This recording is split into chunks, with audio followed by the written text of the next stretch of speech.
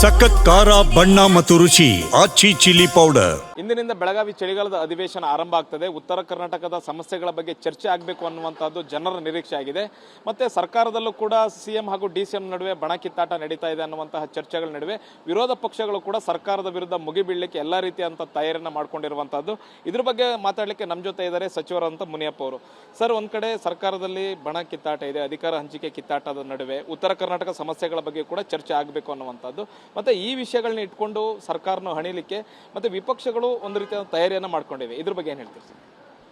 CM ಅವರು DCM ಅವರು ಒಗ್ಗಟ್ಟಾಗಿದ್ದಾರೆ, ಒಟ್ಟಿಗೆ ಕೆಲಸ ಮಾಡ್ತಾ ಇದ್ದಾರೆ. ಬಣ ಕಿತ್ತಾಟ ಇಲ್ಲೇನಿಲ್ಲ.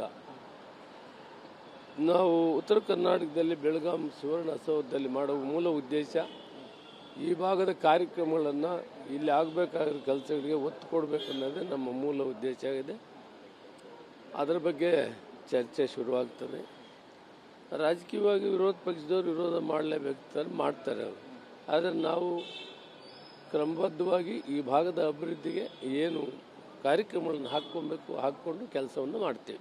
ಸರ್, ಇನ್ನೊಂದು ಅವಿಶ್ವಾಸ ನಿರ್ಣಯ ಮಂಡಿಸ್ತೀವಿ ಅನ್ನುವಂಥದ್ದು ಬಿಜೆಪಿ ತಯಾರಿ ಮಾಡ್ಕೊಳ್ತಾ ಇದ್ದಾರೆ. ಅದರ ಬಗ್ಗೆ ಚರ್ಚೆ ಕೂಡ ನಡೆಸ್ತಾ ಇದ್ದಾರೆ. ಮಂಡಿಸ್ತಾರೆ ಅನ್ನುವಂಥ ಚರ್ಚೆ ಇದೆ. ಈಗ ಇದಕ್ಕೇನು ಹೇಳ್ತೀರಿ ಸರ್?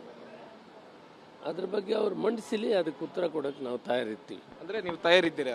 ಅವಿಶ್ವಾಸ ಎದುರಿಸ್ಲಿಕ್ಕೆ ನೀವು ತಯಾರಿದ್ದೀವಿ. ನಮಗೆ 140 ಇದೆ, ಮೆಜಾರಿಟಿ ಇದೆ. ಆ ವಿಷಯದಲ್ಲಿ ಉತ್ತರ ಕೊಡಲಿಕ್ಕೆ ನಾವು ತಯಾರಿದ್ದೀವಿ. ಅಧಿಕಾರ ಹಂಚಿಕೆ ಕಿತ್ತಾಟದಲ್ಲಿ ಬಣಗಳಾಗಿವೆ, ಶಾಸಕರು ಡೆಲ್ಲಿ ಕಡೆ ಹೋಗ್ತಾರೆ, ಮತ್ತೆ ಗುಂಪುಗಾರಿಕೆ ಹೆಚ್ಚಾಗಿದೆ. ಈ ಚರ್ಚೆಗಳು ನಡೀತಾ ಇದೆ. ನೀವು ಹೇಳ್ತೀರಿ 140 ನಮ್ಮ ಕಡೆ ಇದೆ ಅಂತ.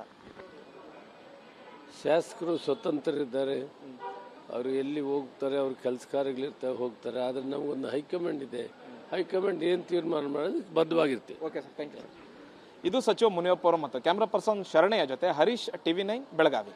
ಇಂದಿನಿಂದ ಬೆಳಗಾವಿ ಚಳಿಗಾಲದ ಅಧಿವೇಶನ ಆರಂಭ ಆಗ್ತದೆ. ಉತ್ತರ ಕರ್ನಾಟಕದ ಸಮಸ್ಯೆಗಳ ಬಗ್ಗೆ ಚರ್ಚೆ ಆಗಬೇಕು ಅನ್ನುವಂಥದ್ದು ಜನರ ನಿರೀಕ್ಷೆ ಆಗಿದೆ.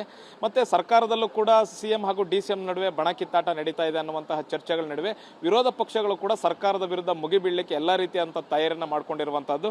ಇದ್ರ ಬಗ್ಗೆ ಮಾತಾಡಲಿಕ್ಕೆ ನಮ್ಮ ಜೊತೆ ಇದ್ದಾರೆ ಸಚಿವರಂತ ಮುನಿಯಪ್ಪ ಅವರು.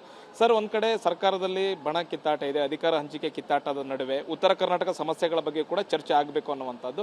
ಮತ್ತೆ ಈ ವಿಷಯಗಳನ್ನ ಇಟ್ಕೊಂಡು ಸರ್ಕಾರನ ಹಣಿಲಿಕ್ಕೆ ಮತ್ತೆ ವಿಪಕ್ಷಗಳು ಒಂದು ರೀತಿಯ ತಯಾರಿಯನ್ನು ಮಾಡ್ಕೊಂಡಿವೆ. ಇದ್ರ ಬಗ್ಗೆ ಏನು ಹೇಳ್ತೀರಿ ಸರ್? ಸಿಎಂ ಅವರು ಡಿಸಿಎಂ ಅವರು ಒಗ್ಗಟ್ಟಾಗಿದ್ದಾರೆ, ಒಟ್ಟಿಗೆ ಕೆಲಸ ಮಾಡ್ತಾ ಇದ್ದಾರೆ. ಬಣ ಕಿತ್ತಾಟ ಇಲ್ಲೇನಿಲ್ಲ. ನಾವು ಉತ್ತರ ಕರ್ನಾಟಕದಲ್ಲಿ ಬೆಳಗಾಂ ಸುವರ್ಣಸೌಧದಲ್ಲಿ ಮಾಡುವ ಮೂಲ ಉದ್ದೇಶ ಈ ಭಾಗದ ಕಾರ್ಯಕ್ರಮಗಳನ್ನು ಇಲ್ಲಿ ಆಗಬೇಕಾಗಿರೋ ಕೆಲಸಗಳಿಗೆ ಒತ್ತು ಕೊಡಬೇಕನ್ನೋದೇ ನಮ್ಮ ಮೂಲ ಉದ್ದೇಶ ಆಗಿದೆ. ಅದರ ಬಗ್ಗೆ ಚರ್ಚೆ ಶುರುವಾಗ್ತದೆ. ರಾಜಕೀಯವಾಗಿ ವಿರೋಧ ಪಕ್ಷದವರು ವಿರೋಧ ಮಾಡಲೇಬೇಕು, ಮಾಡ್ತಾರೆ ಅವರು. ಆದರೆ ನಾವು ಕ್ರಮಬದ್ಧವಾಗಿ ಈ ಭಾಗದ ಅಭಿವೃದ್ಧಿಗೆ ಏನು ಕಾರ್ಯಕ್ರಮಗಳನ್ನು ಹಾಕ್ಕೊಂಡು ಕೆಲಸವನ್ನು ಮಾಡ್ತೇವೆ. ಸರ್, ಇನ್ನೊಂದು ಅವಿಶ್ವಾಸ ನಿರ್ಣಯ ಮಂಡಿಸ್ತೀವಿ ಅನ್ನುವಂಥದ್ದು ಬಿಜೆಪಿ ತಯಾರಿ ಮಾಡ್ಕೊಳ್ತಾ ಇದ್ದಾರೆ. ಅದರ ಬಗ್ಗೆ ಚರ್ಚೆ ಕೂಡ ನಡೆಸ್ತಾ ಇದ್ದಾರೆ. ಮಂಡಿಸ್ತಾರೆ ಅನ್ನುವಂಥ ಚರ್ಚೆ ಇದೆ. ಈಗ ಇದಕ್ಕೇನು ಹೇಳ್ತೀರಿ ಸರ್? ಅದ್ರ ಬಗ್ಗೆ ಅವ್ರು ಮಂಡಿಸಲಿ, ಅದಕ್ಕೆ ಉತ್ತರ ಕೊಡೋಕೆ ನಾವು ತಯಾರಿರ್ತೀವಿ. ಅಂದರೆ ನೀವು ತಯಾರಿದ್ದೀರಾ? ಅವಿಶ್ವಾಸ ಎದುರಿಸ್ಲಿಕ್ಕೆ ನೀವು ತಯಾರಿದ್ದೀವಿ. ನಮಗೆ 140 ಇದೆ, ಮೆಜಾರಿಟಿ ಇದೆ. ಆ ವಿಷಯದಲ್ಲಿ ಉತ್ತರ ಕೊಡಲಿಕ್ಕೆ ನಾವು ತಯಾರಿದ್ದೀವಿ. ಅಧಿಕಾರ ಹಂಚಿಕೆ ಕಿತ್ತಾಟದಲ್ಲಿ ಬಣಗಳಾಗಿವೆ, ಶಾಸಕರು ಡೆಲ್ಲಿ ಕಡೆ ಹೋಗ್ತಾರೆ, ಮತ್ತೆ ಗುಂಪುಗಾರಿಕೆ ಹೆಚ್ಚಾಗಿದೆ. ಈ ಚರ್ಚೆಗಳು ನಡೀತಾ ಇದೆ. ನೀವು ಹೇಳ್ತೀರಿ 140 ನಮ್ಮ ಕಡೆ ಇದೆ ಅಂತ. ಶಾಸಕರು ಸ್ವತಂತ್ರ ಇದ್ದಾರೆ, ಅವರು ಎಲ್ಲಿ ಹೋಗ್ತಾರೆ, ಅವ್ರ ಕೆಲಸ ಕಾರ್ಯಗಳಿರ್ತಾರೆ, ಹೋಗ್ತಾರೆ. ಆದರೆ ನಮಗೊಂದು ಹೈಕಮಾಂಡ್ ಇದೆ. ಹೈಕಮಾಂಡ್ ಏನು ತೀರ್ಮಾನ ಮಾಡೋದಕ್ಕೆ ಬದ್ಧವಾಗಿರ್ತೀವಿ. Okay sir, thank you. ಇದು ಸಚಿವ ಮುನಿಯಪ್ಪ ಅವರು ಮತ್ತು ಕ್ಯಾಮ್ರಾ ಪರ್ಸನ್ ಶರಣಯ್ಯ ಜೊತೆ ಹರೀಶ್, TV9 ಬೆಳಗಾವಿ.